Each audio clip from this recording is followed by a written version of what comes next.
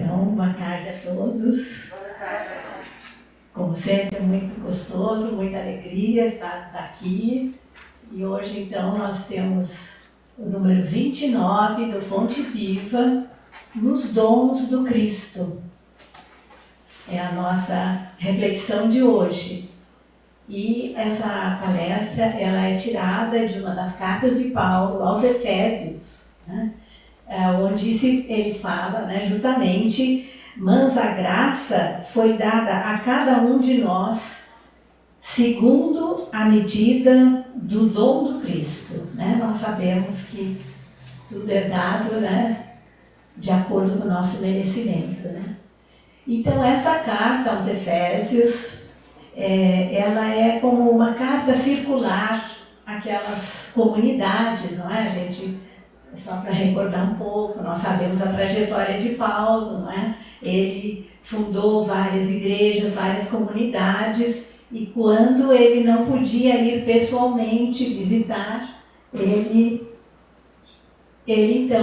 mandava cartas, né? Ele mandava orientações, mandava, às vezes eram cartas muito consoladoras, né? E essa carta, ela foi escrita quando ele estava na prisão, né? Mas nós sabemos da força de Paulo, né? Então, ele mesmo nessa situação tão adversa, ele consegue, né, escrever uma carta orientando e consolando as pessoas. Então, a carta, ela tem um título, esse trecho, né? Unidade na adversidade. Então, é para a gente ver, né? Como fala, unidos a gente vai mais longe, né? Então, especialmente em situações adversas, né?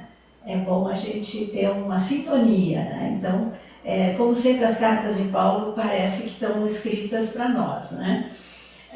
Então, ele diz, Cristo é o centro de tudo, né? E fala também, aí vem os conselhos, né? Que são, na verdade, uma orientação para a nossa reforma íntima, né? Que a gente sabe que, na verdade, é uma tomada de consciência, né? Porque a reforma íntima vai levar várias encarnações para a gente conseguir, nós completar, nem sei se a gente vai completar, né? Espíritos tão primários que nós somos, né? Falta muito para a gente burilar e melhorar e evoluir mesmo, né? Então ele começa, o primeiro conselho, sejam humildes, né?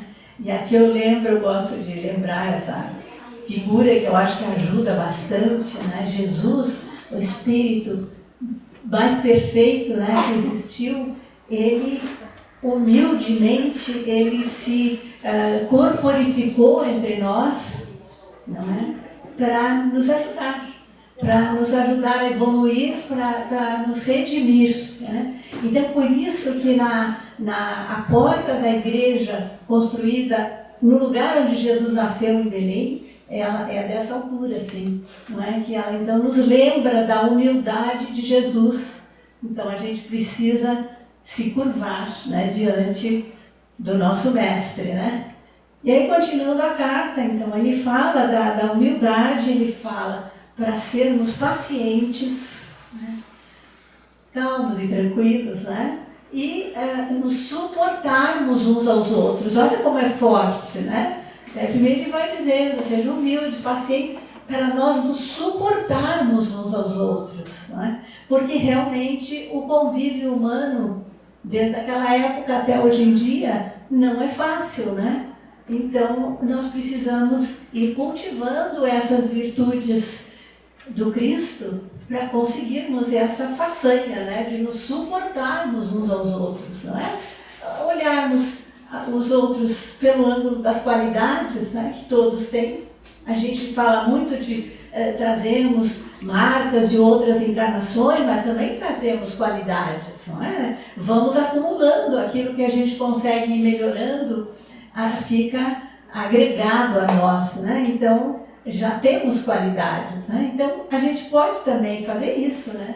Olhar o nosso próximo pelo ângulo das qualidades, não é? E seguindo aqui nos conselhos, né? Ele diz muito isso. Cada um de nós recebeu a graça na medida que o Cristo concedeu. O que quer dizer isso? É exatamente essa questão do merecimento, né, do trabalho, da evolução de cada um. Então, aquilo ali vai formando um estoque de merecimento, não é? E aí, então, cada um vai receber de acordo com aquilo que trabalhou, né? Pelos frutos, né? Se conhece a árvore. Então, é preciso a gente dar bons frutos, não é? Trabalharmos aquelas qualidades, aqueles dons, aqueles talentos, né? Para a gente lembrar daquela parábola, né? Aquela história parece tão simples, não é? Que alguns receberam 5 talentos, trabalharam e ganharam mais 5, os outros que receberam 2 trabalharam menos, mas receberam mais 2, e aquele que enterrou o talento. Eu sei que muitas pessoas têm pena desse servo que enterrou o talento, né? e cujo senhor, o dono, que na verdade é Deus, não é? Ele não achou que ele agiu certo, porque ele disse, ele ficou com medo, ele não sabia o que o senhor ia falar, então ele não fez nada com o talento, ele enterrou o talento. Então, quando o senhor pergunta o que você fez do talento, está aqui exatamente o mesmo talento que eu recebi, não é? E aí a gente vê na parábola que Jesus pensa assim, mas se ele não sabia o que fazer, não tinha condição, ele devia ter pedido auxílio para as pessoas, né? E aqui a gente vê um pouquinho dessa falta de humildade, não é? Porque em vez da gente ficar com peninha dele, se ele não sabia o que fazer, não tinha condições, ele podia ter perguntado para alguém, não é? Ter pedido ajuda, mas ele achou melhor enterrar o talento. Então, todos os talentos, as qualidades, os dons que nós recebemos é para a gente trabalhar, né? A carta fala muito nas entrelinhas isso. É para a gente ter ação, para a gente ver o que mais posso fazer, não é? E agir, né? E aí ele vai continuando, e aí ele vai para a verdade, para nós cultivarmos a verdade, nos afastarmos daquilo que é falso, da mentira, né? Então, isso também é importante. E aqui de novo ele fala, trabalhe, seja útil. Porque muitas vezes nós estamos tão tristes, tão sozinhos, tão desanimados, não é? Mas tem muitos trabalhos aí para serem feitos. Então vamos procurar, né? O que nós podemos fazer e vamos fazer. O trabalho ajuda a gente, acaba esquecendo dos nossos problemas, ou pelo menos eles diminuem um pouco, né? Principalmente quando a gente faz um trabalho pelo próximo, né? Nós todos aqui somos exemplos disso, né? Porque nós viemos quase todos pela dor, né? O nosso chamado sempre é pela dor. E aí a gente começa a ver que tem outras pessoas com dores iguais ou maiores do que as nossas, né? Isso, além de nos consolar, nos conforta e nos dá, né? Nos dá forças, né? E aí, seguindo, né, os conselhos aqui de Paulo, aí ele vai para as palavras, porque as palavras têm muita força. A gente vai falando assim e acha que, né? Mas as palavras, elas ficam por aí formando formas de pensamento, né? Que às vezes nos põe para baixo, não sei porquê, porque assim, porque às vezes a gente falou coisas muito pesadas, fortes, e essas coisas ficaram por aí e acabam às vezes voltando para nós, né? Então, ele fala muito para a gente cultivar a boa palavra, né? Sem asperezas, sem raiva, sem insulto. Claro, né, meus queridos amigos, que essa carta nos dá a situação ideal, né? Paulo não ia escrever uma carta do cativeiro para dizer, vocês façam mais ou menos isso, né? Então, ele está dando top de linha, né, gente? Agora, claro que a gente sabe que não vai conseguir tudo isso, mas pelo menos a gente tem aquela meta, né? Aquele ideal para nos ajudar, nos estimular, né? Então, e aí, né, chega no maravilha de todas, perdoem-se uns aos outros, não é? Que também a gente sabe que é mais do que top de linha, né, gente? Porque perdoar é compreender, é saber que o outro errou, mas nós também erramos, e que se nós não perdoarmos, nós vamos ficar vivendo no passado, nós vamos dar comando da nossa vida para outra pessoa. Então, é muita sabedoria perdoar. Não é uma fraqueza, é uma sabedoria, né? E é um processo. Muitas pessoas perguntam, às vezes até os alunos, mas eu não consigo perdoar. Não, a gente tem que ir trabalhando essa situação, né? Eu gostaria, primeiro a gente fala, não tem que pensar como que eu vou perdoar tal situação, não. Aí depois a gente vê que é melhor para a gente, vai ser bom até para a nossa saúde perdoar aquela pessoa. Então nós vamos trabalhando, nós vamos orando, nós vamos pedindo ajuda da espiritualidade, não é? E aquela situação ela vai começando a ficar mais diáfana.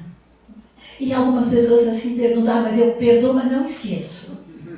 Não é? Mas a questão do esquecimento, a memória, o cérebro é muito inteligente. Aquilo que não é mais importante, ele deleta. Não é? A gente não é vive falando, eu não consigo lembrar, minha memória está assim, mas é que muita coisa não cabe no cérebro. Ele então faz uma faxina. E aquilo que não é mais importante, que não está doendo mais tanto, que não é mais tão relevante, um dia quando a gente pensa, nem lembrava mais.